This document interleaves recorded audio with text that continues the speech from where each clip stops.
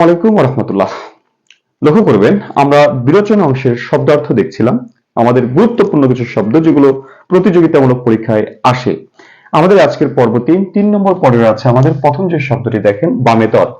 এই বামেতর শব্দের অর্থ কি বা বামেতর শব্দের অর্থ কোনটি? তাহলে আমরা লিখবো কি বামেতর শব্দের অর্থ ডান বা দক্ষিণ, দক্ষিণ বা ডাহিন। ঠিক আছে, ডাহিন। ওকে, বামেতর শব্দের অর্থ। তারপর আছে কি অপলাপ।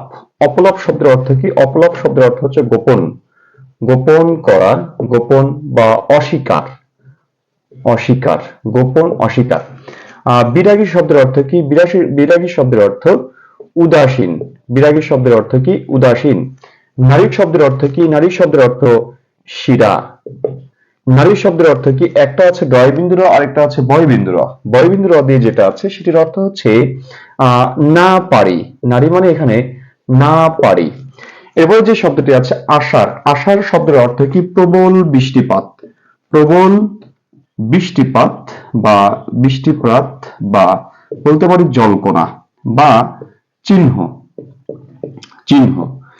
এরপরে যেটা আছে আশিতি পর। আশিতি পর যেটা, এটার অর্থ হচ্ছে ৮০ বছরের বেশি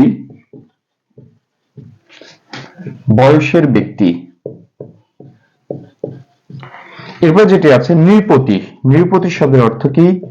রাজা। বদান্যতা শব্দটির অর্থ হলো ঔদার্য বা দানশীলতা বা উদার। কুহেলি শব্দের অর্থ কুয়াশা, কুয়াশা। এরপর যে শব্দটি আছে অভিপ্রেত। অভিপ্রেত শব্দটির অর্থ কি? আকাঙ্ক্ষিত, আকাঙ্ক্ষিত। আরেকটি যদি বলি অপলাপ শব্দের আরেকটি অর্থ পাওয়া যায় যেটি হচ্ছে অবমাননা, অবমাননা। ধন্যবাদ। আজকের আমাদের এই শব্দগুলো আমাদের আজকের আলোচনার বিষয় ছিল। এই শব্দগুলো আপনাদের যে প্রতিযোগিতামূলক পরীক্ষা আছে সেই পরীক্ষাগুলোতে এসে থাকে। ধন্যবাদ সবাইকে।